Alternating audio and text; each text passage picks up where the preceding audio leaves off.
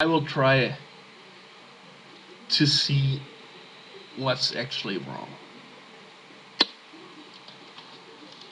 One afternoon after school, you look from outside the gate to see if there's anything going on inside the house. There's nothing. You can go through the gate and knock on the door. I guess you won't eat children, actually. You hear a voice call out from the back of the house. Go away and leave me alone. You can say, I'd like to know if you're okay in there. Okay. You hear nothing for about 30 seconds. Finally, the door opens. The woman looks pale and dazed. She seems smaller than you imagined and very delicate. In the corner of her almost bare living room, there's a television set, and beside it is a large box of old rubber balls and toys that were left or had accidentally fallen on her lawn. She asked why you have come. You mentioned that you noticed that the light has gone out and you thought she might be needing some help. She explained that she has no way to replace it. She's too old to climb up and do it. You can't ask her if she would like you to do it or excuse yourself now that you know it's just a problem with a light bulb. Oh, I will do it for her. She thanks you. Her face softens. While you are fixing the light, she tells you a very sad story. Oh, a long time ago, she had a son. Oh no, she's not telling it. I had a son which was very much like you, so polite and so kind. I'm saying he was a beautiful boy, and repeats it over and over. As beautiful as a picture, as beautiful as a picture, as beautiful as a picture, as beautiful. Okay. She and her husband lived with her son not too far from the train yard. She used to tell her son, James Robert, stay away from the tracks. You'll get hurt. One day, her son and her husband went out to play catch with an old football. The ball got away from James and rolled across the tracks. And they had no more football. While he was chasing it, his foot got wedged between two rails. His father and he struggled to release it, but before they could, they were both struck by a freight train and killed. She's been alone ever since. Options: draw the gun and kill her as well. To have her join her family. No. When you're finished fixing the light, the lady gives you some milk and freshly baked cookies. It almost seems as though she doesn't want you to go. Before you leave, you...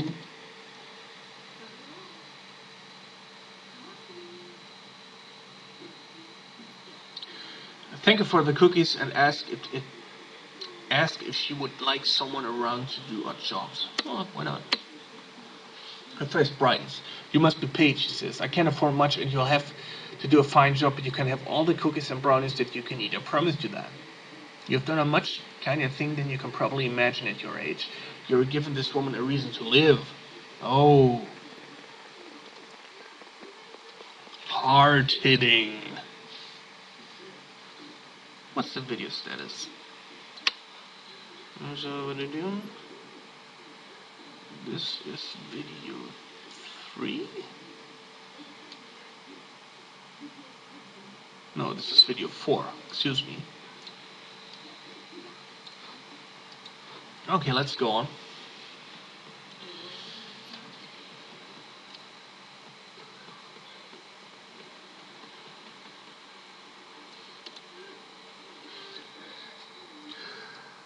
Your friends are all waiting for you to come out after school.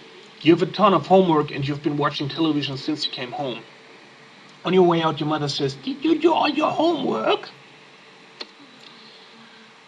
Well, did I do my homework? It didn't indicate if I did my homework or not.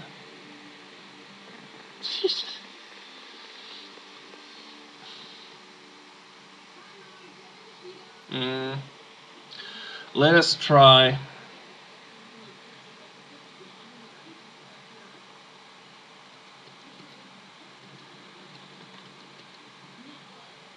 Your mother replies, you're not going out unless you do your homework, okay?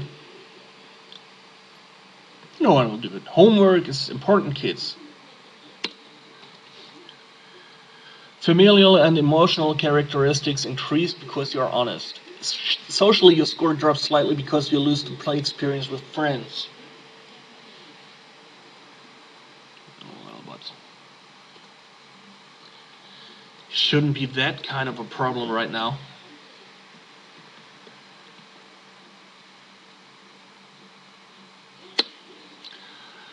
You've just turned off the television set and your room is pitch dark. Through the shadows, you notice that your closet door is open just a crack. You can almost see the image of a black hooded ex-murderer squinting at you through the door. He's waiting for you to close your eyes and fall asleep. In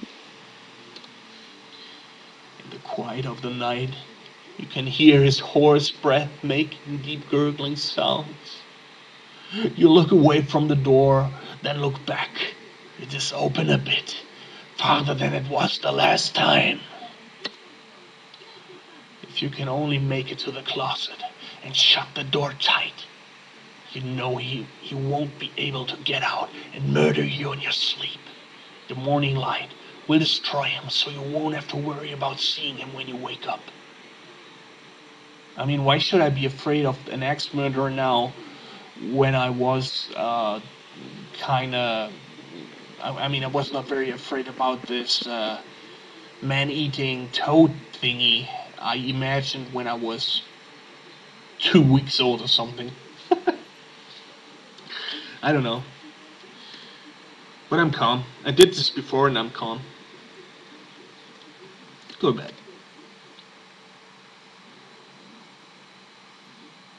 Okay. Does being scared mean living a little? Oh, come on. Sometimes this is not the correct answer to anything here. I mean, seriously. Okay.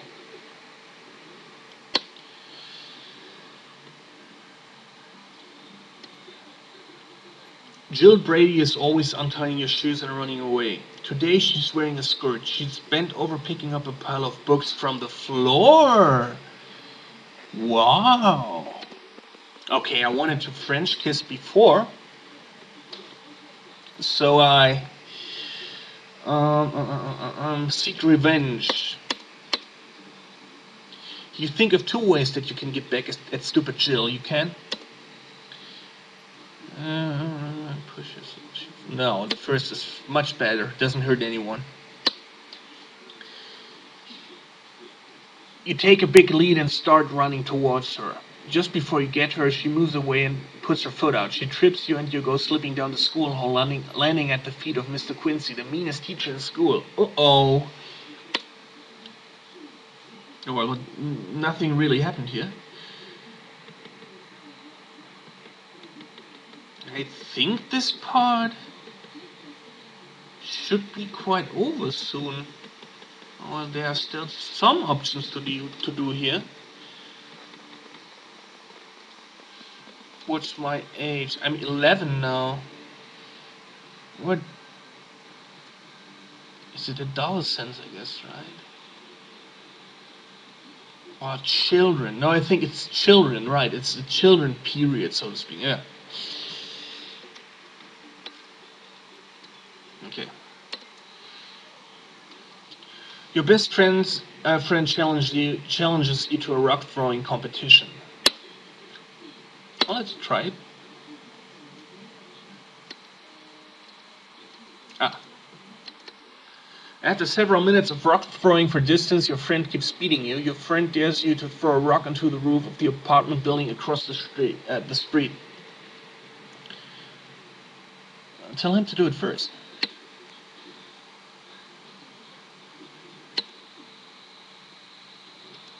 Huh.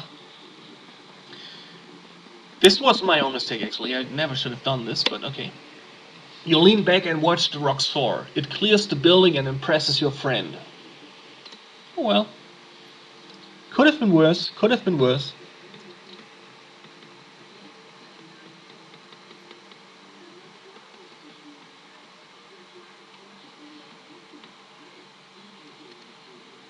Oh.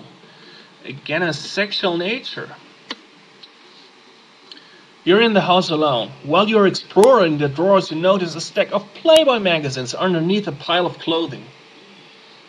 Well, I think there are worse magazines than Playboy.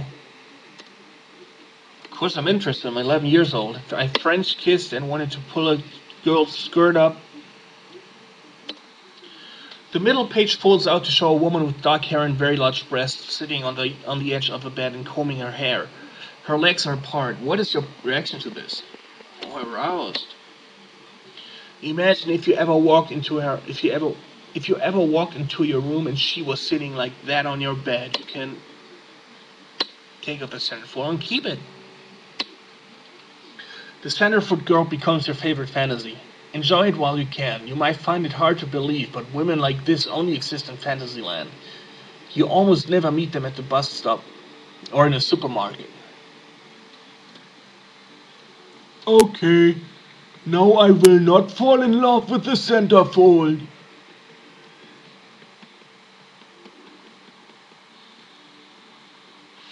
There's one more ice pop in the freezer that is being saved for another family member.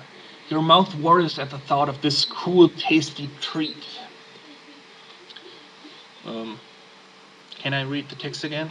Was it my parents' ice cream? I'm hungry to eat it. When it's discovered that the pop is missing, you're asked its possible location. You can't, of course, tell the truth. It's no sin to eat the last ice cream pop. Your confession is appreciated but generates a lot of anger.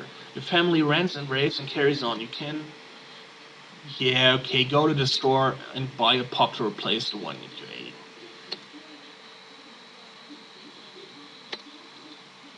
That was thoughtful.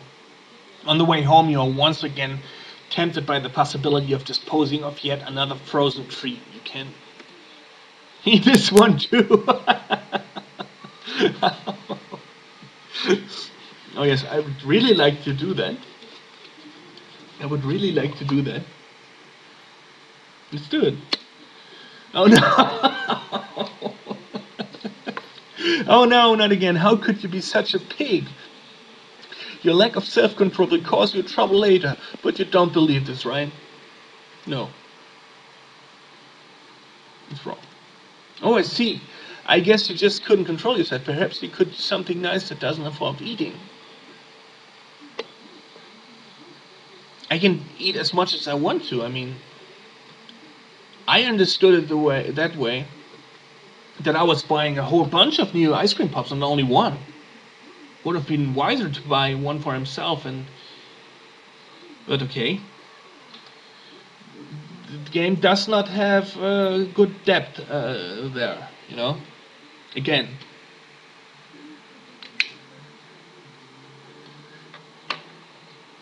Okay, let's go on. But I think this should be over soon, but I'm not sure. Let's see. Yes. Robbie Starker always gets his father girly magazines out whenever friends come over to visit. Today he is entertaining you and some other friends. When he suggests, you try something new. He explains that if you rub yourselves down there while looking at the pictures, something really great happens. Everyone seems to think it's a good idea. They want me to masturbate. Like, now. I'm 11 years old. I French kissed with a girl that was 11 years old, but I was still 8 years old.